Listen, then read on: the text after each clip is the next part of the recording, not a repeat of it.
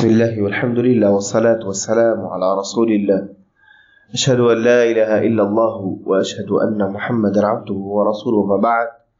قال الله تبارك وتعالى في كتابه العزيز: فنادته الملائكة وهو قائم يصلي في المحراب أن الله يبشرك بيحيى مصدقا بكلمة من الله وسيدا وحصورا ونبيا من الصالحين. سورہ آل عمران کی آیت نمبر 39 ہے 39، اور ایک سلسلہ ایک واقعہ چل رہا ہے، اسی کا یہ ایک سلسلہ ہے آیت کریمہ. جیسا کہ پچھلی آیت میں گزرا کہ زکریا علیہ السلام نے جب مریم علیہ السلام کے پاس غیر معمولی غذائیں دیکھی، اور وہ غذائیں دیکھی جو نہ وہ دے سکتے ہیں نہ کوئی اور دے سکتا ہے، کھانے پینے کی ساری ذمہ داری مریم علیہ السلام کی زکریا علیہ السلام کی تھی. انہوں نے جو کھانا نہیں دیا تھا، پھر بھی وہ کھانا وہاں موجود ہے رزق کے طور پر. پوچھا یہ کہاں سے آیا بچی؟ کہا کہ قالت هو من عند اللہ. مریم علیہ السلام جو ابھی چھوٹی سی بچی تھی، وہ کہنے لگی کہ وہ اللہ کی جانب سے ہے. زکریا علیہ السلام کو کی امید بڑھ گئی عبرت اور نصیحت کی بات دیکھ کر کے. تو اسے پتہ چلا کہ انبیاء کو بھی عبرت اور نصیحت کی ضرورت پیش آتی ہے، اور یہ چیز ان کے لیے بھی مفید ہے جس سے ایمان بڑھ جائے. اس سے ایک بات اور ایک پتہ چلتی ہے کہ ایمان بڑھتا ہے. کبھی کچھ ایسا واقعہ دیکھ لے آپ جس سے اللہ کی ہیبت، اللہ کا جلال، اللہ کی قدرت دل میں اور بڑھ جاتی ہے. اور کبھی ایمان گھٹتا ہے جس سے ایمان عبادت میں کاہل اور سست ہو جاتا ہے. تو ایمان کا یہ نیچر ہے، ایمان کی یہ کیفیت ہے کہ وہ کبھی بڑھتا ہے کبھی گھٹتا ہے. بہت سے لوگوں نے اس بات کا انکار کیا ہے کہ ایمان گھٹتا بڑھتا نہیں، لیکن غلط بات ہے کہ ایمان گھٹتا بڑھتا نہیں. ایمان کبھی بڑھ جاتا ہے خوب، کبھی گھٹ جاتا ہے. بہرحال زکریا علیہ السلام نے اللہ سے دعا کی، اے اللہ ہب لی من لدنک ذریۃ طیبہ، اللہ مجھے عطا کر دیجئے، ہبہ کر دیجئے اپنی جانب سے ایک نیک اولاد، ہبہ کر دیجئے. یعنی میرے کسی عمل کے بدلے سے نہیں، بلکہ اپنی رحمت سے مجھے عطا کر دیجئے. یہ ہوتا ہے حبلی کا، ہبہ کا معنی. من لدن کا اپنی جانب سے، ذریۃ طیبہ پاک ذریت، نیک ذریت، صالح ذریت جو اخلاق کے لحاظ سے، ایمانی لحاظ سے، صحت کے لحاظ سے بہترین ہو. ذریۃ طیبہ انک سمیع الدعاء، بے شک آپ دعاؤں کو قبول کرنے والے ہیں، سننے والے ہیں، اس کا جواب دینے والے ہیں. تو اللہ سے مانگا اور اللہ کے ناموں کا وسیلہ بھی لگایا، انک سمیع الدعاء، اللہ سے گر گرا کے مانگا، اللہ کے نام کا وسیلہ لگایا. اس کے بعد پھر کیا ہوا؟ عبادت میں مشغول ہو گئے، اللہ کے حضور لگ گئے کہ اب مجھے چاہیے. اللہ کی عبادت میں لگ، کیونکہ یقین ہو گیا تھا کہ اللہ رب العالمین مجھے اس بڑھاپے کے عالم میں، حالانکہ ان کی اہلیہ، ان کی بیوی، ان کے زوجہ اولاد دینے کی صلاحیت سے محروم تھی، پھر بھی اللہ کی عبادت میں جڑ گئے، دعا کی، وسیلہ لگایا اور عبادت میں لگ گئے. تو کیا ہوا؟ فنادتہ الملائکہ، ان کو آواز آئی، ان کو فرشتوں نے پکارا. فنادتہ الملائکہ، ایک روایت میں فنادیہ امالہ کے ساتھ، فنادیہ الملائکہ، ملائکہ سے مراد پورے فرشتوں نے پکارا. ملائکہ جمع کا لفظ ہے، پورے فرشتوں نے پکارا یا ایک فرشتے نے؟ تو جواب ہے کہ ایک فرشتے نے پکارا، اور وہی فرشتے نے پکارا جو سب سے عظیم ہے، اور جو انبیاء اور اللہ کے درمیان میں پیغامات کا کام کرتے ہیں، خبر پہنچانے کا کام کرتے ہیں، حضرت جبرائیل امین علیہ السلام. پھر جمع کا صیغہ کیوں لایا گیا؟ دو وجہ ہے جمع کا لفظ لانے کی. ایک یہ کہ اس میں جنس ہے، یعنی فرشتوں میں سے ایک فرشتے نے پکارا ہے. دوسرا ہے جمع کا لفظ عربی زبان میں عزت کے لیے بولا جاتا ہے، یعنی جبرائیل علیہ السلام کی تکریم میں جمع کا لفظ لایا. پکارا، کب پکارا؟ وَهُوَ قَائِمٌ يُصَلِّي، جبکہ وہ اللہ کے سامنے کھڑے نماز پڑھ رہے تھے. یصلی، اللہ کے سامنے کھڑے نماز پڑھ رہے تھے اور فرشتے نے پکارا. یصلی سے مراد یہاں پر صلاۃ، وہ صلاۃ ہو سکتی جو ہم پڑھتے ہیں قیام، رکوع، سجدہ. ایک تو یہ صلاۃ کا معنی ہو گیا، یا پھر نماز کی وہ شکل جو انبیاء اور بنی اسرائیل کی شریعت میں اللہ نے مقرر کی تھی، وہ نماز. یا تیسرا معنی یہ ہو سکتا ہے یصلی کا دعا، صلاۃ کا معنی ہوتا ہے دعا، وہ کھڑے ہو کر کے دعا مانگ رہے تھے یا نماز پڑھ رہے تھے یا اپنی کوئی عبادت کر رہے تھے تو فرشتے نے پکارا فی المحراب، محراب میں وہ نماز پڑھ رہے تھے تو فرشتے نے پکارا۔ محراب کا معنی کیا ہے؟ محراب عموماً ہمارے یہاں سمجھا جاتا ہے کہ مسجد کے اندر جو یہ خاص حصہ بنا ہوا ہے جس میں بیٹھا ہوں، یہ محراب ہمارے یہاں اس کو سمجھا جاتا ہے، لیکن دراصل اس کو محراب نہیں کہتے، اس کو طاق کہتے ہیں۔ طاق کہتے ہیں کہ جہاں سے آواز گونجے لوگوں کے مصلیوں تک، جتنے زیادہ مصلی ہو اور اس میں آواز آئے گی تو گونجے گی اور زیادہ دور پہنچے گی، یہ طاق ہے۔ محراب کہتے ہیں وہ جگہ جو عبادت کے لیے خاص ہو، جیسے گھر وغیرہ میں آپ نے کوئی جگہ عبادت کے لیے خاص کر لیا، وہ محراب ہے۔ نبی کریم صلی اللہ علیہ وسلم اپنے حجرے میں ایک خاص جگہ نماز پڑھتے تھے، عبادت کرتے تھے، قیام اللیل پڑھتے تھے، اس کو محراب کہتے ہیں۔ ایک وجہ یہ بھی ہے کہ یہ محارب الشیطان ہے، یعنی شیطان سے لڑنے کی جگہ، شیطان سے جنگ کرنے کی، یہاں پہ حرب ہوتا ہے، جنگ ہوتی ہے شیطان سے، اس لیے تو وہ اپنی عبادت کی جگہ میں کھڑے نماز پڑھ رہے تھے، اللہ کو پکار رہے تھے، فرشتے نے پکارا ان اللہ یبشرک، کہ اللہ رب العالمین آپ کو بشارت دیتا ہے، بشارت دیتا ہے۔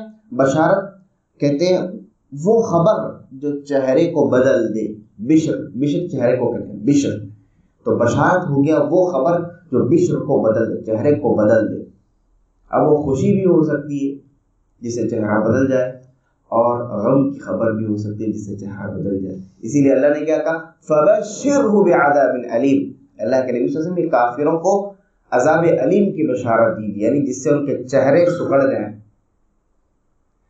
تو یہاں پر اللہ تبارک و تعالیٰ نے خبر ان اللہ یبشرک بیحییٰ، اللہ تبارک و تعالیٰ نے یحییٰ کی آپ کو بشارت دی ہے۔ یہ کس نے کہا؟ جبرائیل علیہ السلام، خوشی سے۔ ظاہر بات ہے یہاں پر بشارت کا معنی خوشی ہے، خوشی سے ایسی خبر دیجیے خوشی کی جس سے زکریا علیہ السلام کا چہرہ کھل جائے، اور وہ خوشی کیا تھی؟ یحییٰ، یحییٰ علیہ السلام کی۔ یحییٰ کہتے ہیں یہ اجمی لفظ ہے، اکثر غالب یہی ہے کہ یہ اجمی لفظ ہے، لیکن بعض علماء نے، بعض مفسرین نے کہا کہ نہیں، عربی لفظ ہے، حیات سے، حیات سے، یحییٰ یعنی باحیات۔ تو اللہ رب العالمین آپ کو یحییٰ کی بشارت دیتا ہے۔ پچھلے ہم نے دیکھا کہ مریم علیہ السلام کی والدہ حنہ نے کہا تھا سمیتھا مریم، کہ میں نے اس بچی کا نام مریم رکھا، لیکن یہاں آپ دیکھیں گے کہ اللہ نے خود نام رکھ دیا یحییٰ علیہ السلام۔ ایک وہ واحد نبی ہے جس کا نام اللہ رب العالمین نے رکھا، ان اللہ یبشرک بیحییٰ، کہ اللہ نے نام رکھنے کی یہاں ذمہ داری لی، اور اللہ نے نام رکھ دیا اور کہا کہ اللہ تمہیں بشارت دیتا ہے یحییٰ علیہ السلام کی، ایک بیٹے کی، ایک ہونہار قابل فرزند کی، ایک وارث کی، ایک نبی کی۔ اچھا، یہ یحییٰ کیا ہے؟ مصدقا بکلمہ، نام ذکر کیا، اس کے بعد ان کے 2-3 صفات ذکر کیے جا رہے ہیں۔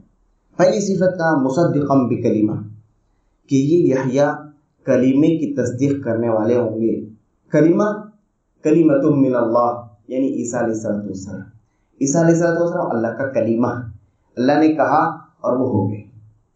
یہ اللہ کا کلمہ جو اللہ تعالیٰ نے القاها الی مریم، جو اللہ نے مریم علیہ السلام کی طرف القاء کیا، ان جبرائیل امین نے پھونکا، یہ کلمہ ہے عیسیٰ علیہ السلام۔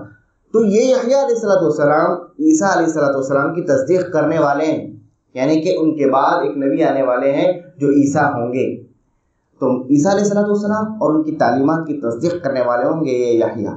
وسیدہ، اور یہ سردار ہوں گے، سید ہوں گے یحییٰ علیہ السلام اپنے زمانے میں۔ سید یہ لقب ہے، یہ لقب ہے، یہ نسبی نام نہیں ہے۔ سید یہ عموماً نسبی نام لوگ اپنا رکھتے ہیں کہ سید فلاں، سید فلاں، سید فلاں، لیکن حقیقت یہ ہے کہ سید یہ لقب ہے ایسے شخص کا جس کے اندر صفات کمال ہو، بہادری ہو، خوبصورتی ہو، ہر طرح کی صلاحیت جس کے اندر جمع ہو، ہر طرح کی صلاحیت جو کامل ہو، اخلاقی لحاظ سے، ایمانی لحاظ سے، قوت کے لحاظ سے، شجاعت کے لحاظ سے، تو وہ ہے سید۔ تو یحییٰ علیہ السلام سید بھی ہوں گے، جیسے اللہ کہ نبی صلی اللہ علیہ وسلم نے کہا کہ سیدۃ نساء اہل الجنہ فاطمہ رضی اللہ عنہا کو کہ یہ اہل جنت کی عورتوں کی سردار ہوں گی، اور سیدہ شباب اہل الجنہ حسن و حسین رضی اللہ عنہما جنت کے نوجوانوں کے سردار ہوں گے۔ سعد ابن معاذ رضی اللہ عنہ کو نبی صلی اللہ علیہ وسلم نے کہا سید قوموا الی سیدکم، کہ اپنے سید کا استقبال کرو جا۔ تو سید یہ کیا ہے؟ یہ لقب ہے اس شخص کے لیے جس کے اندر صفات کمال موجود ہو۔ ایک روایت میں اللہ کے نبی صلی اللہ علیہ وسلم نے اللہ کو بھی سید کہا، صحابہ آئے اور کہا کہ انت سیدنا، آپ ہمارے سید ہیں۔ اللہ کے نبی صلی اللہ علیہ وسلم نے کہا انت اللہ السید، یا یہ کہا السید اللہ، السید اللہ، کہا کہ اللہ سید ہے، یعنی ہر تمام صفات کمال اللہ کے پاس۔ تو بہرحال یحییٰ علیہ السلام کی ایک صفت یہ بیان کی کہ وہ سردار ہوں گے، تمام اچھے اچھے صفات ان کے اندر جمع ہوں گے۔ وحصوراً، اور یہ یحییٰ جو ہم آپ کو عطا کر رہے ہیں بیٹے کے طور پر، یہ حصور ہوں گے۔ حصور کا معنی ہوتا ہے گناہوں سے بچنے والے، گناہوں سے دور رہنے والے، خاص طور سے زنا اور مقدمات الزنا، اس طرح کی گناہوں سے پاک رہنے والے نبی اور بیٹے ہم آپ کو عطا کرنے والے۔ وَنَبِيًّا، اور یہ عیسیٰ علیہ السلام کی تصدیق کرنے والے کے ساتھ ساتھ، سید ہونے کے ساتھ ساتھ، گناہوں سے بچنے والے کے ساتھ ساتھ نبی بھی ہوں گے۔ کتنی بڑی بشارت! کیونکہ زکریا علیہ السلام نے جو اولاد، جو ذریت مانگی تھی، اس میں شرط لگائی تھی ذریۃ طیبہ، اللہ مجھے پاک ذریت چاہیے، ورنہ لوط علیہ السلام کے گھرانے والے گمراہ تھے، نوح علیہ السلام کا بیٹا گمراہ تھا، بہت سے نبیوں کے بیٹے گمراہ رہے، اسی لیے انہوں نے اللہ سے رو رو کر گڑ گڑا کر کے مانگا کہ پروردگار ذریۃ طیبہ چاہیے۔ اور کیوں مانگا؟ ان کے بھائیوں کی دینی حالت بہت کمزور تھی اور وہ پریشان تھے کہ میرے بعد اس نبوت کو کون سنبھالے گا، میری امت کی رہنمائی کے لیے کون ہوگا؟ تو اللہ سے مانگا کہ اے اللہ مجھے ایک ایسا وارث عطا کریے جس نبوت کی وراثت کو، جو یعقوب علیہ السلام کی وراثت ہے، وہ آگے تک لے کر کے جائے۔ تو اللہ تعالیٰ نے دیا بھی ان کی خواہش کے مطابق، ان کے دعاؤں کے مطابق، کہ مصدقا بکلمۃ من اللہ وسیدا وحصورا ونبیا، اور نبی بھی تھے۔ آگے ایک اور صفت بیان کی من الصالحین، کہ یہ بڑے بڑے نیک اور صالح لوگوں میں سے ایک ہوں گے۔ بنی اسرائیل میں بہت سارے نیک لوگ پیدا ہوئے، بہت سارے نیک۔ آپ دیکھیے مریم علیہ السلام، یہ اللہ کی کتنی بڑی ولی ہے، بنی اسرائیل میں سے۔ عمران ان کے والد بنی اسرائیل میں سے، ان کی والدہ جو بہت نیک تھی بنی اسرائیل میں سے، اور موسیٰ و ہارون کے والد عمران وہ بھی بنی اسرائیل میں سے۔ یہ جریج کا واقعہ بہت مشہور ہے بنی اسرائیل اصحاب کہف بنی اسرائیل میں سے۔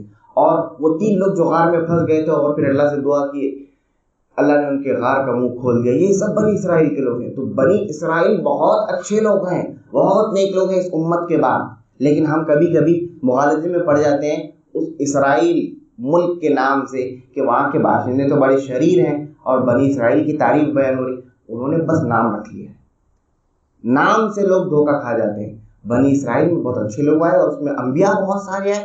بنی اسرائیل یعقوب علیہ السلام کی اولاد ہے، اور یہ امت مسلمہ کے بعد سب سے افضل امت ہے، امت محمدیہ کے بعد یہ سب سے افضل امت۔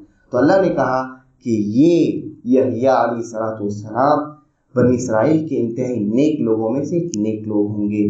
یہ بنیادی باتیں اس آیت کریمہ میں ہمیں پتہ چلتی ہیں۔ اللہ رب العالمین مجھ اور آپ کو انبیانہ صفات اپنانے کی توفیق عطا فرمائے۔